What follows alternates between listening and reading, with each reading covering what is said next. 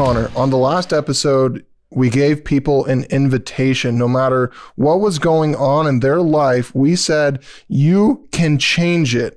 No matter how old you are, what circumstance you're in, let's get over the pity party. Let's start making changes, and let's start doing that today. And there are some next very logical steps in this equation. What are they? Well, first of all, changing your life, there's a lot of common sense involved, right? We try to overcomplicate things, and that's just naturally what we do as human beings. So what I would say for the person that wants to make that decision, that wants to actually change their life, is to keep it simple, right? I mean, in order for you to feel better about yourself, the first thing you have to do is build your self-esteem. And how do you do that? Well, it's pretty easy. You do esteemable shit. You go to the gym, you take a walk in the morning, you journal instead of scroll social media. You watch a YouTube video about financial literacy instead of watching Sex on the Beach or whatever the hell you guys watch nowadays.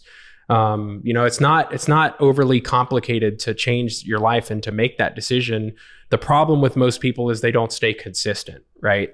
So some guy will do it for 3 weeks. He'll get into his routine. He'll go to the gym every morning, and then his alarm will go off Monday of week 4, and he'll get into fuck it mode. And that's what happens to most people that are going through that process. What I would say to the person out there that's considering changing their life and making that decision, you're not really going to see significant progress at first. It's going to take a long time. I mean, when I first decided that I wanted to become a better person, that I wanted to change my life and really see what I could do in life, it took me a year before I even felt like I was making any progress. But the problem is most people give up halfway when the shit gets hard instead of pushing forward even harder when it gets hard. When the shit gets hard in your life, you have to push forward even harder than you were before. And that's the key. When the shit gets hard in your life, you have to push even farther than you ever have before. On the last episode, you gave us an illustration of the person with a pickaxe sort of mining for the gold. One is literally just inches away, and he's been doing it tirelessly for a long time, decides to give up. The other guy goes for a little bit longer, and then boom. And then boom. I mean, I even have a personal example just in my life. I mean, when we first started the business and we first wanted to grow the business and really get involved there, I mean, we tried so much shit that failed at first. And then we finally got to the point where some things that we were implementing were starting to work, and we started to see some progress. The reason why the business has grown how it is today, and the reason why we're in the position we are now, is because we never quit. We just found an ulterior route, right? Like most people, they quit and then they say, oh, this isn't for me. I'm going to go try something else. I don't know if that's me or if I just happen to be like a very stubborn person. But when shit gets hard for me, the first thing I think is, man, there's got to be a better way to do this. It's not, oh, I can't do this. It's, how am I approaching this? Am I approaching this wrong? Could I be doing something differently? And the thing that I see with most people is they have an accountability problem. Everybody wants to blame their circumstances. Everybody wants to blame the people around them. Everybody wants to blame their parents for the way that they are. And it's nobody's fucking fault but your own. I mean, I tell my guys all the time, look, dude, if you're pissed off, I'll introduce you to the mirror. It's right fucking there. Go look at it. Because really, it's all on you to make that decision. It's all on you to change your life. And once you realize that you are 150% in control of your life. And I think most people don't understand that. It's really everything that happens in your life is up to you and God. But you're the man in the driving seat, because he's not going to bless you unless you're actually blessing yourself. You're investing in yourself and you're making those changes on your own. Before we jump into that topic of between yourself and God, because I'd like for you to expand upon that a little bit.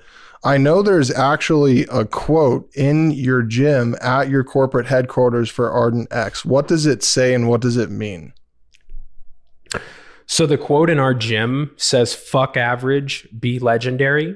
And the reason why that is most people in the world are okay with settling for average. And that's fine. There's a lot of people out there that are happy that way, and more power to them. I have nothing against those people whatsoever. The people that I have something against are the people that say that they're okay with being average, but then complain about every single aspect of their life. My goal for all of the people that I bring into this office is to show them that they can be far greater than anything they've ever imagined.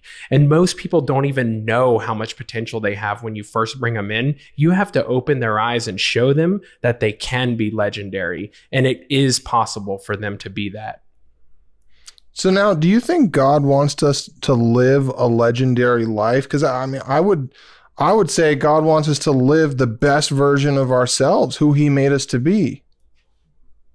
I believe that, but I also believe that legendary is a subjective term. I think that it's completely based on what the person thinks of being legendary. Like, for instance, for myself, legendary isn't me growing a business and selling it for a lot of money and being renowned in the business world. Like, honestly, I could give two shits about that. That's not how I feel about being legendary.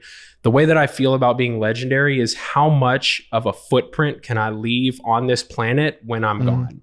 How much of a positive impact can I make while I'm here? And how big can that be? And that's what I view as legendary. And I think that would coincide with what I would consider to be God's mission for my life. I mean, I never even wanted to do this. Like, I didn't want to do a podcast. I didn't want to run a company. Like, I ran from this shit. And I think that's the reason why I'm doing it now. And one thing that I learned through experience in my life is when we're on the right path and we're doing things out of God's will, and we're doing the right things every single day and doing the best that we can, when we're ready, God expands our territory. That's how it works, man. If you don't take care of what you have, he's not going to expand your territory. And it's not luck. I mean, so many people say like, oh, wow, these guys, they got lucky and everything. And it's like, man, the harder I work, the luckier I get. It's not rocket science. It's not luck, it's effort. And effort is grossly underrated nowadays. Well, your life is surprisingly simple. You work a lot and you spend time with your family. And I think there's a reason why that equation is resulting in some of the success that you're having. Let's go back to the beginning here. So someone took a step from the previous episode. They said they are now ready to make a change. And part of the answer is, if you want more self-esteem, which is sometimes really the root of the problem, you have to do esteemable things, to work out, to do some of these actions and be consistent with them. Do you have any encouragement or best practices for starting those kinds of things? Where do we start? Well, first, you have to get yourself into a morning routine. If you don't have a morning routine, your recipe is failure. It's just how it works. You have to get into something that's positive every single day in the morning. And what most people do is roll over and pick up their cell phone and they start scrolling social media. It's not something that you should do. It's something that bogs your brain down and it makes you think on a lower level than you should be. In the morning, my routine looks like this. I wake up, I drink a glass of water with a half squeezed lemon in it. I go to the office. I have the gym in the office. So I work out for 45 minutes to an hour, take my shower in the morning after I work out, come warm my breakfast up in the microwave, sit down behind my desk, turn all the lights off in my office and do a 10-minute meditation. After that, I eat my breakfast and I'm ready to roll for the day. And I literally feel unfucking stoppable when I do that. And the reason why is because I'm setting myself up to feel like I deserve success. Most people don't feel like they deserve success, and that's why they don't become successful. But you're not doing things to make you feel like you deserve that. So that's where the doing esteemable things come in, right? Every single day, if you're growing and you're making changes and you're doing those things to build your self-esteem, eventually you will feel worthy of that success. And naturally, it'll happen as a byproduct of your actions. So let's land this plane. What's the next step? What's the next step for somebody from here? How do you want to involve the community in this podcast? The next step from here is consistency. And I know it's difficult. It's much easier said than done. When you wake up in the morning and that alarm goes off and you didn't go to sleep until midnight the last night, and you wait and you hit that snooze button at 5 a.m., there's one thing that happens. You continue hitting the fucking snooze button.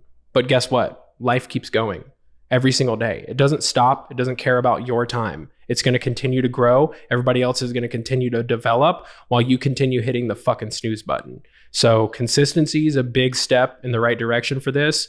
And here's the thing, I'm completely willing to talk to anybody that listens to this show. I mean, I respond to 50 DMs every single day. I have people DMing me all the time on Instagram, LinkedIn, people messaging me on Facebook.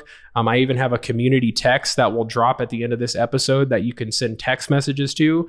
I love getting involved in the community and helping people with in any way that I can through the experiences that I've had. So the next step would be consistency, and then really holding yourself accountable and figuring out a way where you won't default on that accountability. And if that means you sending me a text message like, hey man, I'm feeling like really lazy today, I will call you and tell you to stop being a fucking loser and get your ass up and go build your life. Awesome. So the easiest way to at least continue to get access to this content is to subscribe. You can commit to listening to this podcast once a week, The Real Connor Miller Show. You can at least commit to that. And then the second step, when you're ready, join Connor's text community, follow him on Instagram, follow him on LinkedIn. Actually, if you're really struggling with something, send him a message, and he's giving you an invitation to allow this voice to come into your life a little bit. And before you know it, things are going to start changing. Thank you so much, Connor, for this second episode. One last thing. One last thing. So one thing that I want everybody to understand, if the voice in your head is mean to you, it's not your fucking voice. It's a voice that's been manipulated from past experiences, and it's been predicated on the things that you've gone through and the things that you've been told in your life. And if that voice in your head is mean to you, you need to kill that fake voice because it's not yours and find your real voice.